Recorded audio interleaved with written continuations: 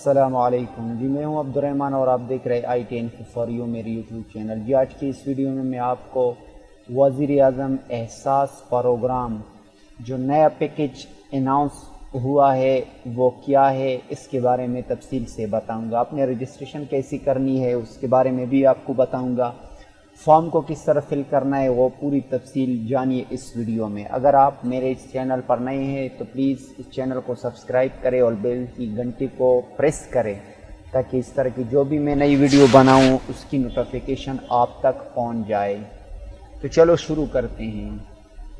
سب سے پہلے آپ جو ویڈیو دیکھ رہے ہیں اس ویڈیو کے نیچے ڈسکرپشن میں جو لنک دیا گیا ہے اسی لنک پر کلک کریں، آپ اپنی سائٹ پر چلے جائیں۔ اگر آپ موبائل کو یوز کر رہے ہیں تو موبائل کو جب اس سائٹ کو اوپن کرو گے تو آپ کو اس طرح نظر آئے گا۔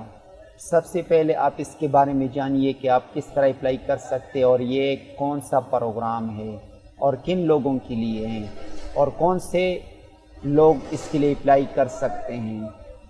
جیسا کہ آپ کو پتہ ہے کہ موجودہ حالات میں بہت سے بزنس مین، کاروبار کرنے والے، دکاندار اور بھی ریڑھی چلانے والے بہت سے لوگ متاثر ہوئے ہیں۔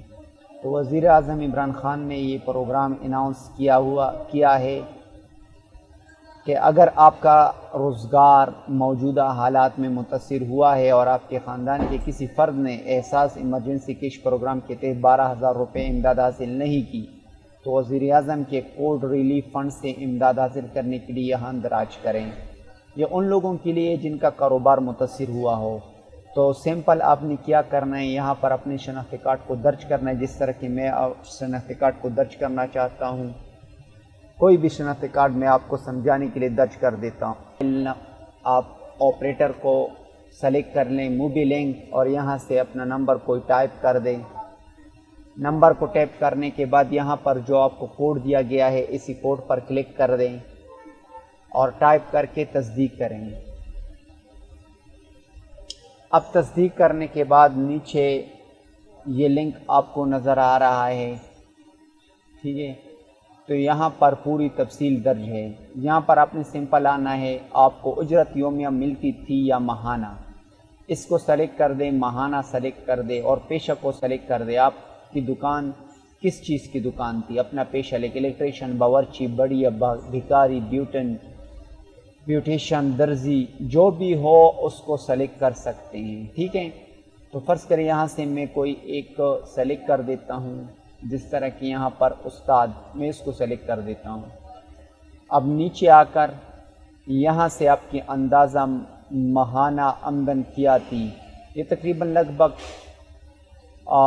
25 سے 30 سلیکٹ کر دے، کیونکہ پیسے بھی ویسے کم ملتے ہیں نا، 12,000، تو 25 سے 30 سلیکٹ کر دے۔ آپ کی ملازمت کس تاریخ کو ختم ہوئی تو یہاں پر عام طور پہ جو اپریل میں لاک ڈاؤن شروع ہوا تھا 25 اپریل ہی سلیکٹ کر دے، کیونکہ 25 اپریل کے بعد لاک ڈاؤن شروع ہوا ہے۔